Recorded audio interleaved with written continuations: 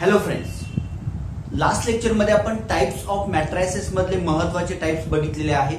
बरोबर, ज्यामध्ये आपण बघा सिंग्युलर, नॉन सिंग्युलर हा पण टाइप बघितलेला आहे. त्याबरोबर अप्पर ट्रायंग्युलर, लोअर ट्रायंग्युलर आणि ट्रायंग्युलर मॅट्रिक्स कशाला म्हणायचं हे आपण डिस्कस केलेलं आहे.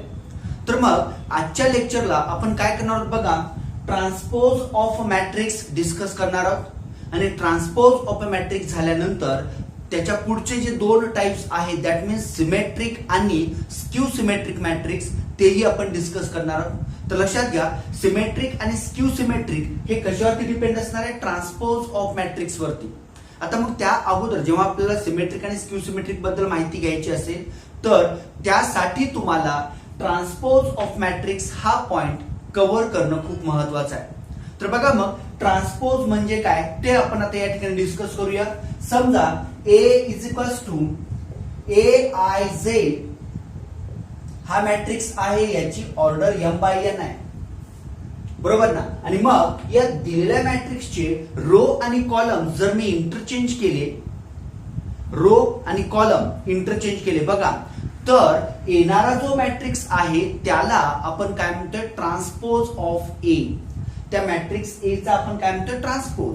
आता इथं ट्रान्सपोज ऑफ मॅट्रिक्स तुम्हाला काढायचा असेल किंवा ट्रान्सपोज ऑफ मॅट्रिक्स डिफाइन करायचा असेल तर इथं गरजेचं नाहीये की तो मॅट्रिक्स हा स्क्वेअर मॅट्रिक्सच असला पाहिजे, असं काही गरजेचं नाहीये, लक्षात घ्या. म्हणजे दिलेला मॅट्रिक्स कुठलाही असेल, म्हणजे तो रेक्टँग्युलर असेल किंवा स्क्वेअर असेल तरी सुद्धा आपण त्या मॅट्रिक्सचा ट्रान्सपोज डिफाइन करू शकतोय. तर मग काय बघा, ट्रान्सपोज मी तुम्हाला एक मॅट्रिक्स लिहितो, एक एक्झाम्पल एक्सप्लेन करतो, म्हणजे त्यावरून तुमच्या लक्षात येईल की नेमकं ट्रान्सपोज काय आहे. तर बघा, A इज इक्वल्स टू, समजा इथे मॅट्रिक्स आहे 2 3 1 0 4 -1. हा तुम्हाला दिलेला मॅट्रिक्स आहे, बरोबर ना. आता सांगा ना मला, या मॅट्रिक्सची ऑर्डर किती हो, 3/2.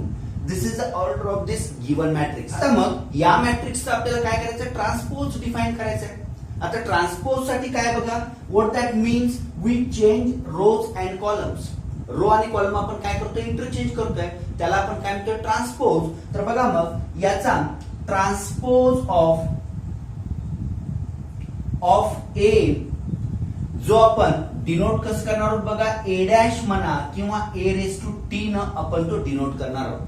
Transpose of matrix A is equals to A' or A⁻t, बरोबर. मग इथं तुम्हाला A दिलेला आहे, मग याचा A' म्हणा किंवा A⁻t म्हणा, काय येणार आहे बघा, आपल्याला इथं रो आणि कॉलम इंटरचेंज करायचे. म्हणजे इथं जो फर्स्ट कॉलम आहे तो ट्रान्सपोज मॅट्रिक्स मध्ये काय असणार आहे, फर्स्ट रो होणार आहे. इथं जो सेकंड कॉलम आहे तो सेकंड रो होणार आहे. म्हणजे मग A ट्रान्सपोज काय येणार बघा, यस 2 1 4 3 0 आणि -1. दिस इज A ट्रान्सपोज. आता मग मला सांगा, या ट्रान्सपोजची ऑर्डर काय झाली, what is the order of this transpose, that is 2/3. मग इथं जर तुम्ही व्यवस्थित ऑर्डर बघितलात बघा, A या मॅट्रिक्सची ऑर्डर काय होती, ऑर्डर ऑफ A इज 3/2 आणि ऑर्डर ऑफ A' याची ऑर्डर काय बघा, 2/3. म्हणजे काय झालं, number of rose by number of columns. इथं तुम्हाला ट्रान्सपोज मध्ये काय झालं, ते उलट झालं. जो नंबर ऑफ कॉलम्स ए मध्ये होता तो इथं नंबर ऑफ रोज झाला, जो नंबर ऑफ रोज ए मध्ये होता तो इथं नंबर ऑफ कॉलम्स झाला. म्हणजे दिलेल्या मॅट्रिक्सची जर तुम्ही रो आणि कॉलम इंटरचेंज केला तर मिळणाऱ्या मॅट्रिक्सला आपण काय म्हणतोय, transpose of that corresponding matrix. लक्षात आलं का बघा सर्वांना, ट्रान्सपोज म्हणजेच काय, अ मॅट्रिक्स. बघा मी इथं डेफिनेशन लिहितोय, अ matrix obtained by interchanging rows and columns is said to be transpose of that corresponding matrix. is said to be what, transpose of that corresponding matrix. म्हणजेच काय, तुम्हाला एखादा मॅट्रिक्स दिलेला आहे, मग तो बघा matrix obtain by interchanging rows and columns. म्हणजे दिलेला जो मॅट्रिक्स आहे त्या मॅट्रिक्सचे रोज आणि कॉलम इंटरचेंज केल्यानंतर जो मॅट्रिक्स तुम्हाला मिळतो त्याला आपण दिलेल्या मॅट्रिक्सचा काय म्हणतोय, ट्रान्सपोज असं म्हणतोय. आणि बघा, जर ए हा दिलेला मॅट्रिक्स असेल तर त्याचा ट्रान्सपोज आपण ए डॅश किंवा ए रेस टू टी न डिनोट करतोय, बरोबर ना. मग मला सांगा, इथं महत्वाचा पॉइंट आहे order of A. If order of A matrix A जर m बाय n असेल, लक्षात घ्या, तर then order of A transpose काय असणार आहे, n बाय m. लक्षात घ्या, म्हणजेच ए ची ऑर्डर जर m बाय n असेल तर बाळांनो ए ट्रान्सपोज ची ऑर्डर काय असणार आहे, n बाय m. लक्षात आलं का बघा सर्वांना. म्हणजे आता तुम्हाला लक्षात आलेलं आहे ट्रान्सपोज मध्ये काय बदल होतो. तर ट्रान्सपोज मध्ये दिलेल्या मॅट्रिक्सचा जो रो आहे तो ट्रान्सपोज मध्ये कॉलम होतोय, किंवा दिलेल्या मॅट्रिक्सचा जो कॉलम आहे तो ट्रान्सपोज मध्ये काय होतोय, रो होतोय. म्हणजे थोडक्यात काय, transpose of a matrix means matrix obtain by interchanging rows and columns. जो मॅट्रिक्स दिलेल्या मॅट्रिक्सचे रोज आणि कॉलम्स इंटरचेंज केल्यानंतर मिळतो त्याला आपण ट्रान्सपोज ऑफ मॅट्रिक्स असं म्हणतोय. आणि आपण तो ए डॅश किंवा ए रेस टू टी न डिनोट करतोय. आता याची काही एक्झाम्पल्स बघूया म्हणजे तुमच्या लक्षात येईल. फॉर एक्झाम्पल बघा, ए इज इक्वल्स टू, इथं मी कॉलम मॅट्रिक्स लिहितोय 2 -3 1 0, बरोबर ना. What is the order of this matrix, याची ऑर्डर किती आहे बघा, यस 1 2 3 4 बाय 1, बरोबर ना. आणि जर याचा मी ए ट्रान्सपोज घेतला ए डॅश किंवा ए रेस टू टी, तर बघा, जर दिलेला मॅट्रिक्स हा कॉलम मॅट्रिक्स असेल तर त्याचा ट्रान्सपोज काय होणार आहे, रो मॅट्रिक्स. किंवा जर दिलेला मॅट्रिक्स हा रो मॅट्रिक्स असेल तर त्याचा ट्रान्सपोज काय होणार आहे, कॉलम मॅट्रिक्स होणार आहे. लक्षात येतं का बघा सर्वांना. म्हणजे तुम्हाला या ठिकाणी कॉलम मॅट्रिक्स दिलेला आहे, जर तुम्ही याचा ट्रान्सपोज घेतला तर तुम्हाला काय मिळणार आहे, वी गेट रो मॅट्रिक्स 2 -3 1 आणि 0, बरोबर ना. हा झाला ए ट्रान्सपोज. आणि सिमिलरली बघा, जर बी इज इक्वल्स टू, जर तुम्हाला रो मॅट्रिक्स दिला असेल 3 4 -1, तर याचा ट्रान्सपोज काय येणार आहे, what is the transpose of this 3 4 आणि -1. म्हणजे हे तुमच्या लक्षात यायला पाहिजे आहे की ट्रान्सपोज मध्ये काय होतं, आपण रो आणि कॉलम मध्ये काय करतो, इंटरचेंज करतोय. म्हणजे इथं तुम्हाला बघा, ए हा दिलेला मॅट्रिक्स होता तर त्याचा ट्रान्सपोज आपण घेतलेला आहे. आता मग हे ऑर्डर बदलणार नाही असं कुठं होणार आहे बघा, जर तो दिलेला मॅट्रिक्स हा जर स्क्वेअर मॅट्रिक्स असेल. आता स्क्वेअर मॅट्रिक्स म्हणजेच काय, जर त्याची ऑर्डर 2x2 असेल किंवा त्याची ऑर्डर 3x3 असेल तर मात्र तुम्ही ट्रान्सपोज घेतल्यानंतर सुद्धा त्या मॅट्रिक्सची ऑर्डर बदलणार नाही. कधी, जर तो स्क्वेअर मॅट्रिक्स असेल तरच, लक्षात घ्या. पण जर तो रेक्टँग्युलर मॅट्रिक्स असेल तर मात्र ट्रान्सपोज घेतल्यानंतर येणाऱ्या मॅट्रिक्सची ऑर्डर बदलेल, लक्षात घ्या. त्यामुळे मी तुम्हाला सांगतोय ट्रान्सपोज मध्ये ऑर्डर चेंज होते कधी, जेव्हा तो रेक्टँग्युलर मॅट्रिक्स असेल. आता तुम्हाला रेक्टँग्युलर मॅट्रिक्स म्हणजे काय माहिती आहे, रेक्टँग्युलर मॅट्रिक्स म्हणजेच काय, ज्या मॅट्रिक्स मध्ये रो आणि कॉलमची संख्या वेगळी असते, बरोबर ना. तर या पद्धतीनं बघा आपण ट्रान्सपोज ऑफ मॅट्रिक्स डिफाईन केले आहे. एक एक्झाम्पल इथं बघितलेलं आहे, कॉलम मॅट्रिक्सचे एक्झाम्पल बघितले, रो मॅट्रिक्सचे एक्झाम्पल बघितलेलं आहे. आणखी एक एक्झाम्पल बघूया. बघा, example, let P is equals to 3 -1 2 1 0 4 1 2 1, हा मॅट्रिक्स दिलेला आहे, बरोबर ना. आता याची ऑर्डर किती आहे बघा, 3x3. आता जर मी याचा ट्रान्सपोज घेतला P डॅश म्हणा किंवा P रेस टू टी म्हटला तरी चालतं.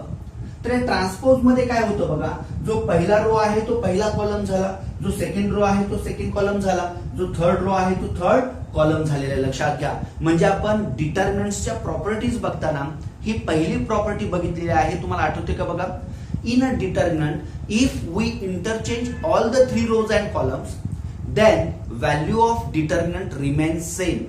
म्हणजे त्या डिटर्मिनंटची व्हॅल्यू काय होते, सेम येते, त्यात काही बदल होत नाही. जर तुम्ही सगळेच रो आणि कॉलम्स इंटरचेंज केला तर. मग इथं पण तुम्हाला तेच करायचं आहे. दिलेल्या मॅट्रिक्सचे सगळेच रो आणि कॉलम्स तुम्हाला इंटरचेंज करायचे आहेत आणि इंटरचेंज केल्यानंतर तुम्हाला काय मिळतं, transpose of that corresponding matrix. तर मग इथं आता पी डॅश बरोबर काय बघा, 3 1 1 -1 0 2 2 4 आणि 1. बघा आता याची पण ऑर्डर काय आहे, order of this matrix is also 3/3. म्हणजे तो जर स्क्वेअर मॅट्रिक्स असेल तर ऑर्डर बदलणार नाही, मात्र तो जर रेक्टँग्युलर मॅट्रिक्स असेल तर मात्र त्याची ऑर्डर बदलेल. बघा इथं 4/1 होतं, तर याची ऑर्डर 1/4 आहे. आता याची ऑर्डर सांगा मला, 1/3 होती, तर इथं काय झाले, 3/1 झालेले आहे. बरोबर, म्हणजे ट्रान्सपोज मध्ये हा बदल होतोय. तर मला सांगा, सर्वांना हे व्यवस्थित लक्षात आलेलं आहे. Transpose of matrix obtain by interchanging rows and columns is said to be transpose of that corresponding matrix. समजतं? आता मग या ट्रान्सपोजचा यूज करून आपल्याला पुढचे 2 टाइप्स, महत्वाचे टाइप्स आपल्याला डिस्कस करायचे. आता बघा बाळांनो, आपल्याला ट्रान्सपोज ऑफ मॅट्रिक्स वरती डिपेंड असणारे हे 2 टाइप्स आपल्याला बघायचे. आता आपल्या सर्वांना हे लक्षात आलं का? बघा, ए हा मॅट्रिक्स असेल, ए जर दिलेला मॅट्रिक्स असेल, त्याचे जर रो आणि कॉलम्स तुम्ही इंटरचेंज केला, याची ऑर्डर m/n असेल. ए ट्रान्सपोज याचा जर मी ट्रान्सपोज घेतला तर त्याची ऑर्डर काय होते, n/m. म्हणजे तुम्ही थोडक्यात काय करताय, ए चे रो आणि कॉलम्स तुम्ही इंटरचेंज करताय, त्यामुळे त्यांचे नंबर्स पण ऑब्व्हियसली इंटरचेंज होणारच आहे. बरोबर, आता हे झालं ट्रान्सपोज बद्दल. आता मग याच्यात आपण पहिला जो आहे तो सिमेट्रिक मॅट्रिक्स म्हणजे काय ते बघूया, आणि त्यानंतर आपण स्क्यू सिमेट्रिक मॅट्रिक्स बघणार आहोत. तर बघा, मग सिमेट्रिक मॅट्रिक्स साठी आपल्याला काय करायचं आहे, ए हा दिलेला स्क्वेअर मॅट्रिक्स आहे, याचा जर मी ट्रान्सपोज घेतला आणि ट्रान्सपोज घेतल्यानंतर सुद्धा जर मला ए ट्रान्सपोज बरोबर एच मिळाला, बघा मी काय म्हणतोय, ए हा दिलेला मॅट्रिक्स आहे, त्याचा मी ट्रान्सपोज घेतला आणि ट्रान्सपोज घेतल्यानंतरही मला जर तोच मॅट्रिक्स मिळाला असेल तर मी त्या मॅट्रिक्सला काय म्हणतोय, सिमेट्रिक मॅट्रिक्स असं म्हणतोय.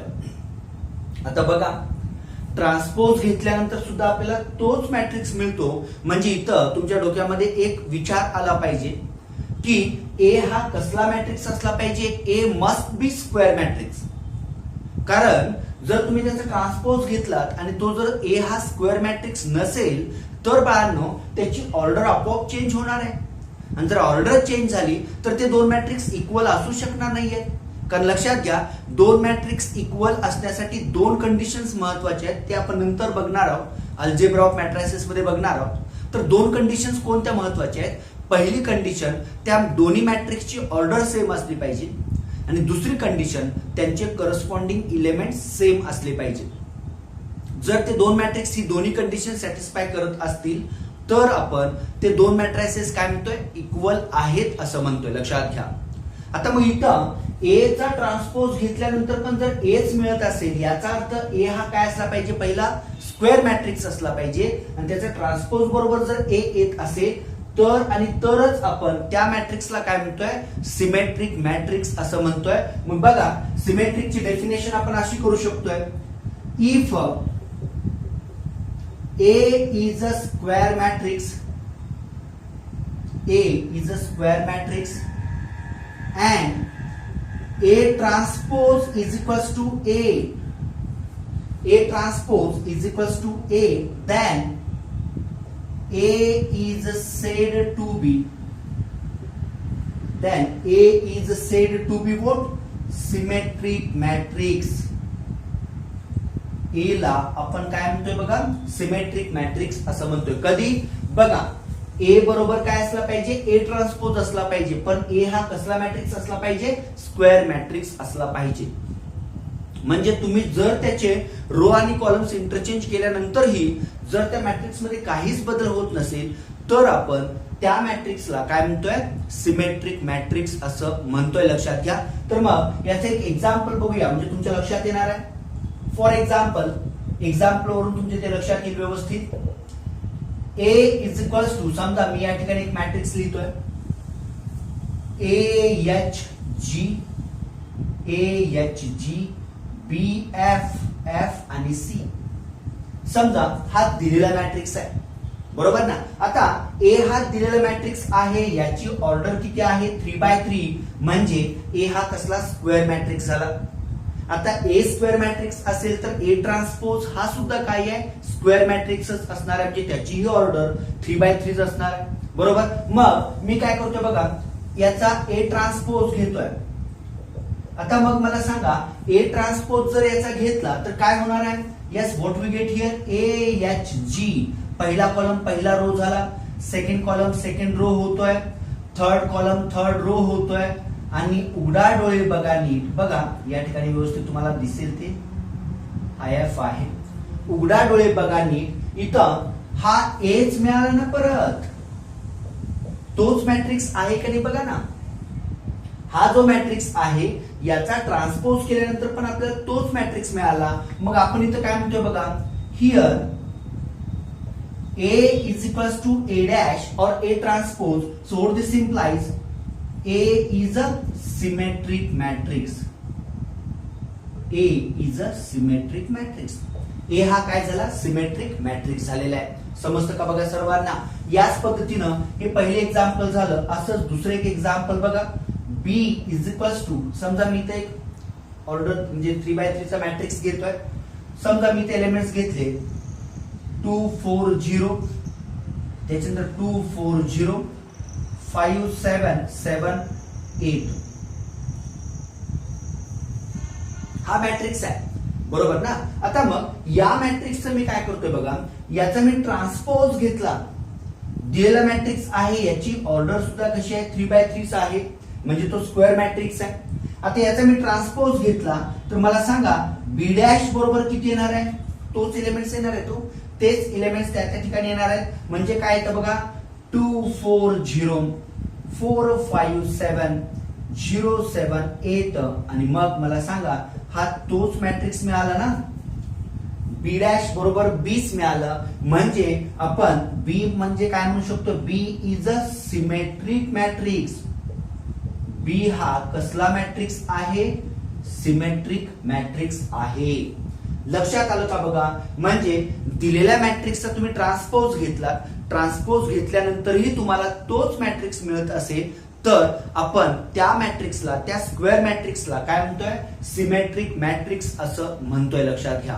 म्हणजे थोडक्यात इथं आपण जनरल जर स्टेटमेंट करायचं झालं तर ए इज इक्वल्स टू समजा ए आय जे इज इक्वल्स टू काय असणार आहे ए जे आय. ए आय जे इज इक्वल्स टू ए जे आय असेल तर आपण त्या मॅट्रिक्सला काय म्हणतोय सिमेट्रिक मॅट्रिक्स असं म्हणतोय. म्हणजे कसं बघा, हा A11 आहे, तिथे काय अडचण नाहीये. हा A12 आणि हा A21 आहे. A12 is equals to A21, A13 is equals to A31 आहे, बरोबर. A11 A22 A33 चा काही संबंध नाहीये. नंतर इथं बघा हा काय येतो A23 is equals to A32, बरोबर. म्हणजेच काय AIJ बरोबर AJI असेल तर आपण त्या मॅट्रिक्सला काय म्हणतोय सिमेट्रिक मॅट्रिक्स असं म्हणतोय. सर्वांना सिमेट्रिक मॅट्रिक्स व्यवस्थित लक्षात आलं का बघा. ट्रान्सपोज वरतीच आधारित हा टाइप आहे.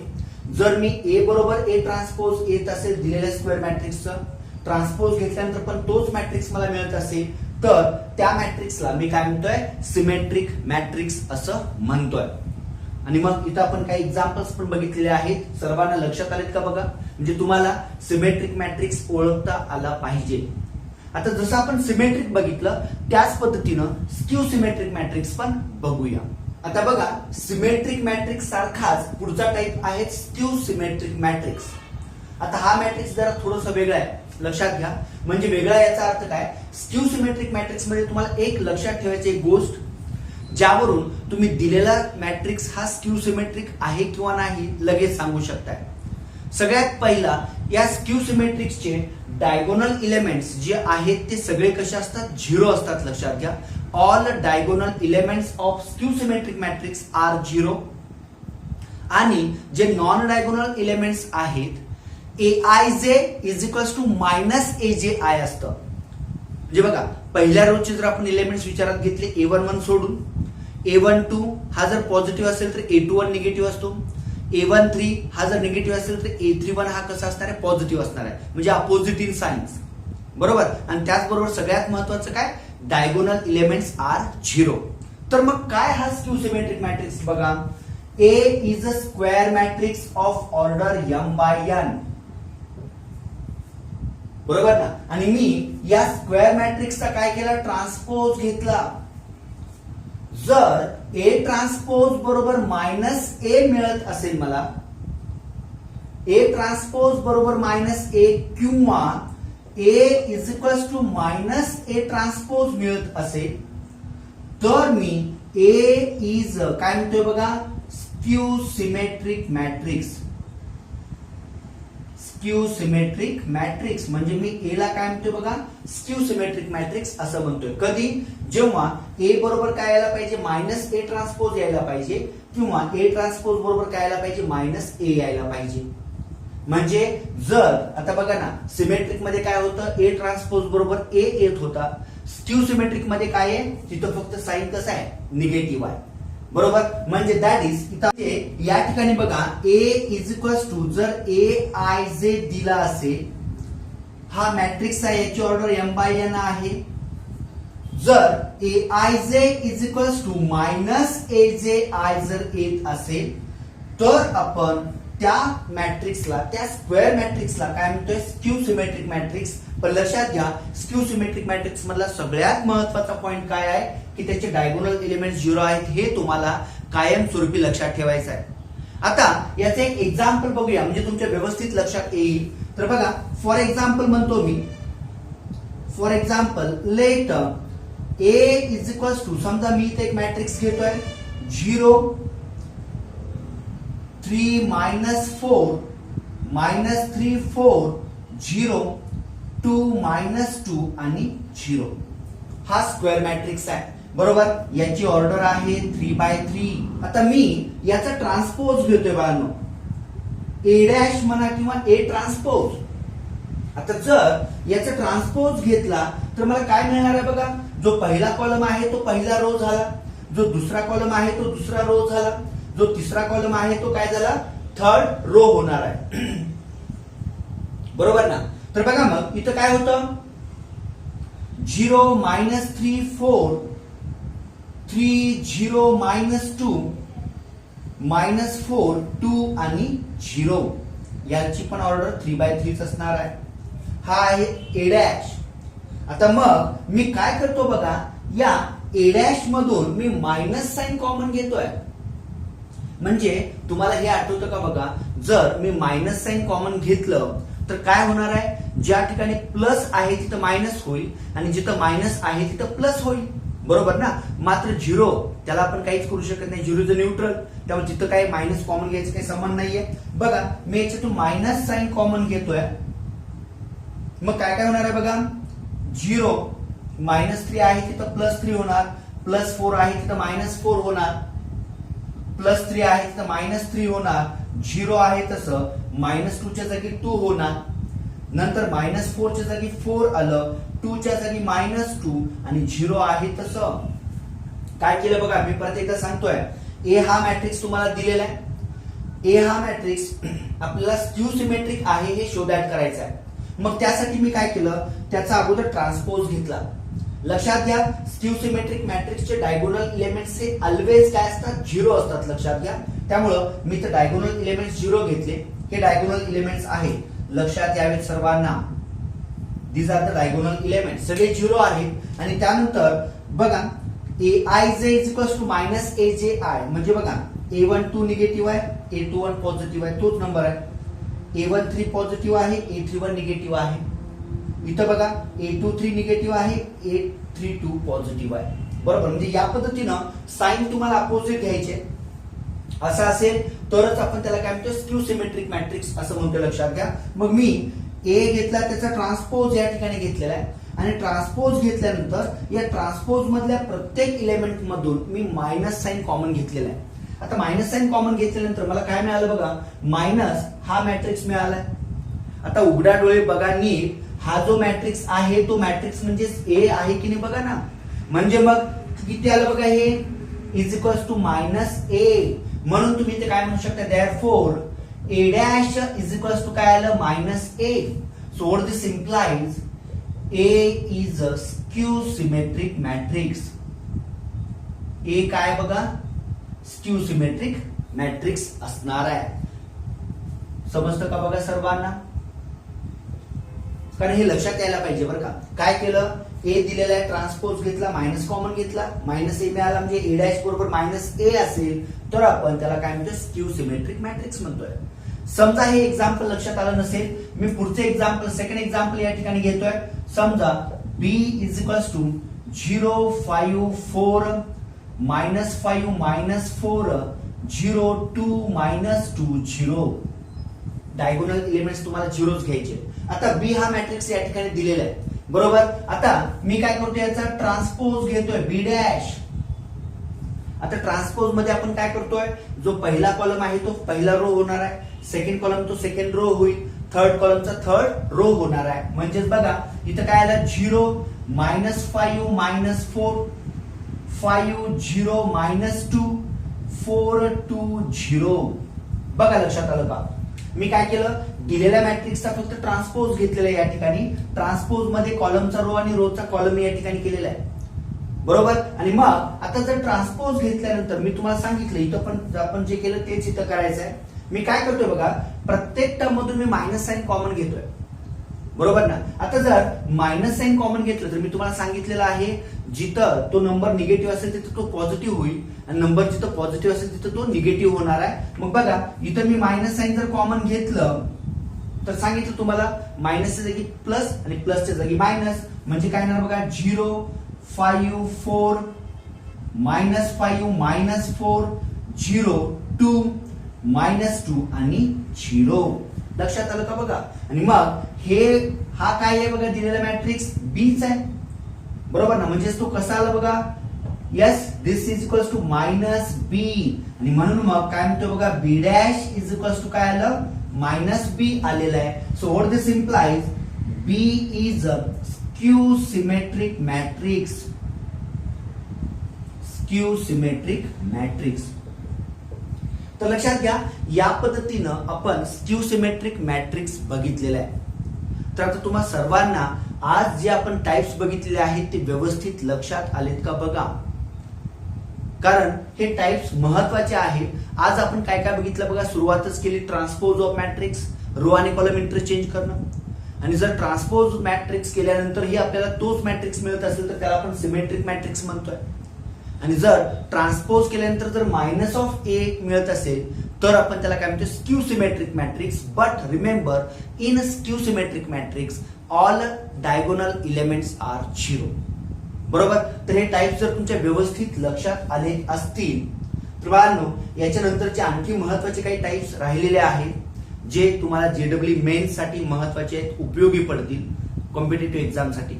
तेच टाइप्स आपण नेक्स्ट लेक्चरला बघूया. आणि त्याचबरोबर नेक्स्ट लेक्चरला आपण या मॅट्रिक्सचा पुढचा पॉइंट म्हणजे अल्जेब्रा ऑफ मॅट्रायसेस आपण बघणार.